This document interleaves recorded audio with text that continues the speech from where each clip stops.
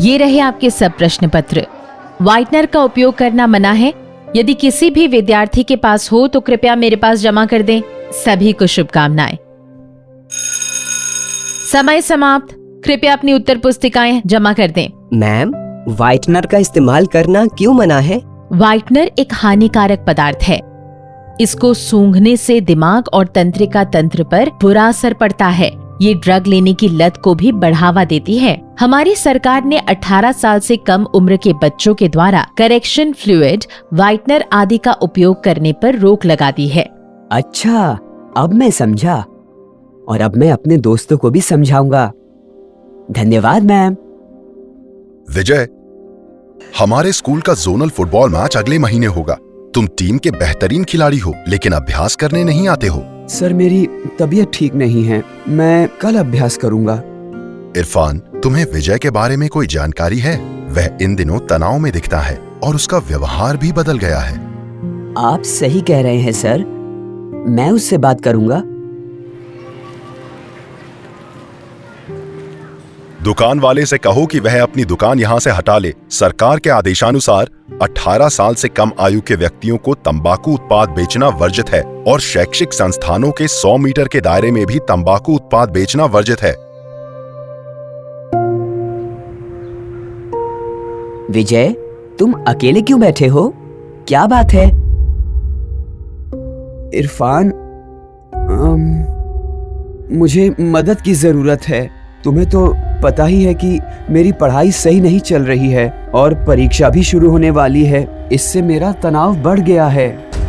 हाल में मेरी दोस्ती मेरे पड़ोस के कुछ बड़े लड़कों से हो गई है। कुछ दिन पहले उन्होंने मुझे तनाव दूर करने के लिए सिगरेट और कुछ पाउडर जैसी चीज दी थी। मैंने वो इस्तेमाल किया और अब उसकी लत लग गई है। वो लड़के मुझे घर से पैसे चुराने और उन्हें देने के लिए कहते हैं। ओहो विजय, ये तो खतरनाक है। मुझे लगता है हमें तुरंत तुम्हारे माता पिता से या टीचर से मदद लेनी चाहिए। धन्यवाद इरफान। मैं अपने पीटी टीचर से बात करूंगा और रोजाना फुटबॉल का अभ्यास करने की कोशिश करूंगा। विजय, उठ जाओ। क्या किसी को पता है इसे क्या हुआ है? इसने मुझे बताया कि इसके कुछ दोस्तों ने पाउडर जैसा कुछ मादक पदार्थ दिया था। ओह नहीं, ये तो गंभीर मामला है। कृपया प्रिंसिपल को बताओ और हम इसे अस्पताल ले चलते हैं। कृपया कोई इसके माता पिता को भी सूचित कर दो। विजय अब खतरे से बाहर है। हमें इसमें नशा लेने के कुछ शुरुआती लक्षण दिखे हैं और कुछ दिनों तक इसका इलाज चलेगा। हमें विश्वास है वो ठीक हो जाएगा। धन्यवाद डॉक्टर, आपने मेरे बेटे की जिंदगी बचा ली। मैं हमारे आसपास हो रही समाज विरोधी गतिविधियों की शिकायत स्थानीय पुलिस को दर्ज कराऊंगा। डॉक्टर, यह बहुत दुर्भाग्यपूर्ण है। मैं स्कूल के प्रिंसिपल से हमारे सीनियर विद्यार्थियों के लिए जागरूकता शिविर लगाने और परामर्श कार्यक्रम आयोजित करने का अनुरोध करूंगा, ताकि हमारे स्कूल के बच्चे नशीले पदार्थों के चंगुल में नहीं फंसे। और इस प्रयास में उनके माता पिता को भी शामिल होने का आग्रह करूंगा। हम इस कार्यक्रम में बतौर वक्ता आपको आमंत्रित करेंगे। ये बहुत अच्छी पहल है, मैं जरूर आऊंगी। धन्यवाद। प्रिय विद्यार्थियों, शराब, तंबाकू और नशा लेने की शुरुआत आमतौर पर किशोरावस्था में होती है। कुछ जिज्ञासावश लेते हैं तो कुछ यार दोस्तों के जोर देने पर और कुछ अन्य चिंता या मन में हीन भावना घर कर जाने की वजह से। इसका असर हमारी पढ़ाई पर, स्कूल से लगाव और अन्य गतिविधियों में भागीदारी पर पड़ता है। इसलिए आप सभी नशे को ना कहें और मादक पदार्थों से दूर रहें। मदद के लिए अपने माता पिता, टीचर या फिर दोस्तों से बात करें और किसी विश्वसनीय व्यक्ति की मदद लें। मैम, आप टीचर और माता पिता से कुछ कहना चाहेंगी?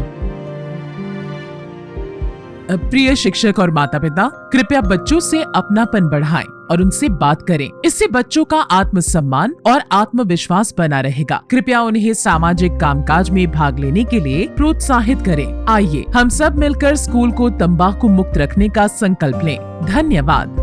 बचपन और किशोरावस्था में बच्चों पर कई कारणों से नशीले पदार्थों के चंगुल में फंसने का खतरा रहता है, जिसमें उन पर और आसपास के माहौल पर बहुत बुरा असर पड़ता है। नशीले पदार्थों का बच्चों के मानसिक एवं शारीरिक स्वास्थ्य और कुल मिलाकर उनकी खुशियों पर बहुत बुरा असर पड़ता है।